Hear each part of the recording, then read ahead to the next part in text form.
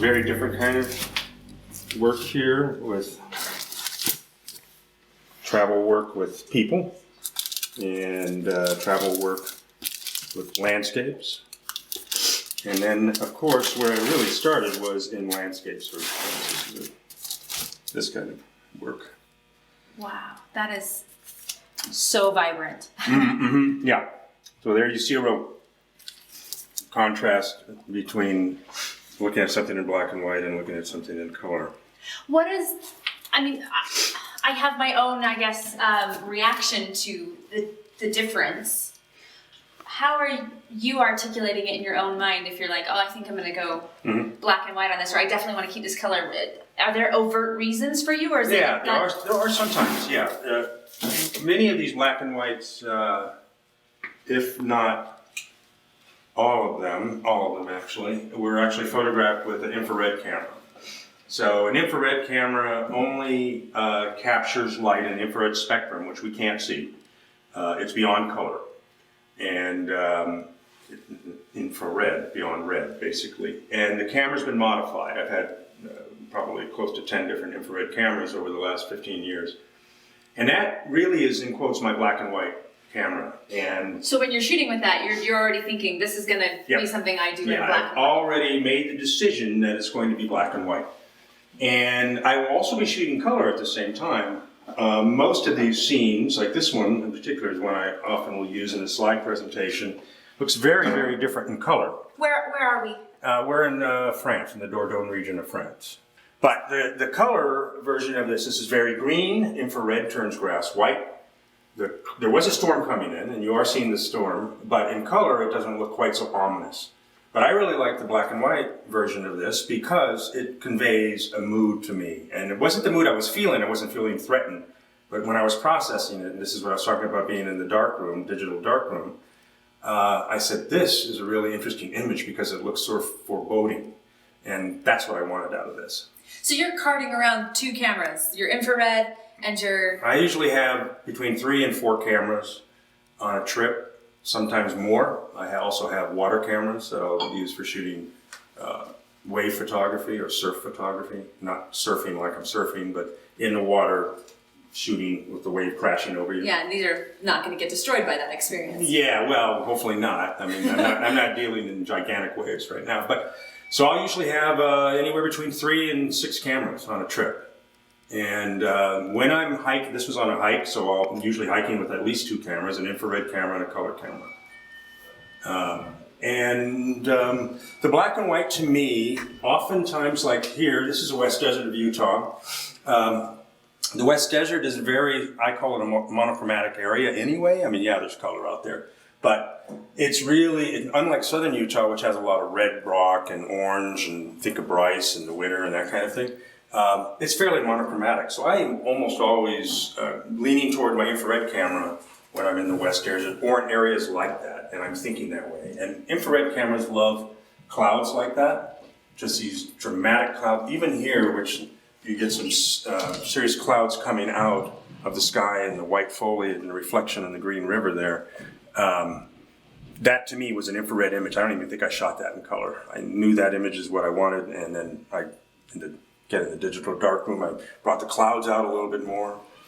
And so I'm thinking in those terms all the time. Is this a color image? Is this black and white? On these kind of trips where I'm basically photographing people, I will, like a 9-to-1 ratio, I'll be shooting in color. Because I really want a representation of the people. And infrared does weird things to people anyway. And I want them to appear natural. Okay. But even this image I worked on quite a bit because it's a very high ISO image. ISO? ISO is basically the speed of the film back in the old days. So this was shot at about 5,000, which is pretty high up there, which usually means you have a lot of grain in the image because we were inside a nomad tent. And so I had to tone down the noise. She caught the light perfectly from the entranceway. There were bits and bobs of light shining through, and I took those out and really made the composition about her and the smoke, that kind of thing. So that's what I mean by working on something in the darkroom. It's not just going to come out of the camera looking like that. It'll come out close, but yeah. And as close as you can get it saves you time. Well, that's Yeah. exactly true. So the main thing you want to work on is your composition. So you don't always want to be shooting something that you know is the horizon's crooked, even though that's easy to fix, or that you're just not positioned right. You know, if I hadn't been positioned right on this, I wouldn't have caught the light, or maybe there would be more distracting things in the background. And these are the things you kind of learn. You learn about it. You know, in this case, I wanted him to be sharp and the camel not to be sharp, so I did that purposely, and the camera kind of compressed. Even the camel's right behind him, it's he or she, the camel's out of focus. He's really a subject, but this gives it contextual information. So you know, okay, we're somewhere where there are camel riders, you know, something like that. I really like that. But the reason again for black and white, the underlying reason, and this goes way back to when people shot black, when people originally were only shooting black and white, and then they moved into film. But black and white, really, you can get seduced by color. You see all those brilliant colors. Black and white will really just show you the main subject, contrast, texture, things like that. With people, I do convert, even though I'm shooting in color, I sometimes will convert to black and white because sometimes there's something distracting in the background. You can't, when you're shooting like in a crowded market in India, in New Delhi, you can't control the background at all. Yeah. So you may need to just completely tone that down. One way to do it is convert to black and white. I was going to say, and I didn't because I don't feel like I articulate myself super well in my response to visual art. But I was going to say that they look sharper to me. I know they're not sharper because you show me the arches and it's just as clear.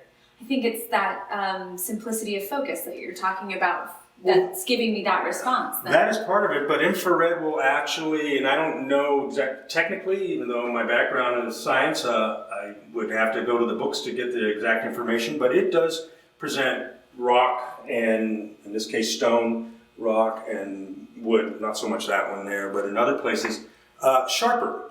And it has something to do with the wavelength. And when it prints out, to me, they look sharp. I mean, they do look sharper than a color image would. And some of that, of course, you can enhance, again, in post-processing. You can sharpen the image a little bit, which you typically want to do with digital anyway. Another image so I said I didn't shoot people in infrared. Well, normally I don't, but this image, which I absolutely love.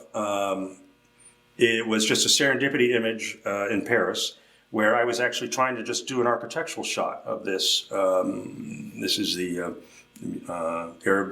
Arab Forum area in the world of Arab in Paris. And this little guy was running around, and he just stopped for a fraction of a second, and I captured him. I call that, I have a lot of examples, a serendipity shot.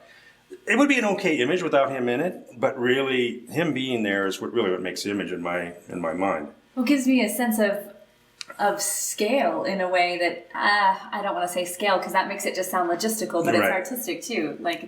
Well, there's all kinds of, if I think about it more, it's an interpretive thing.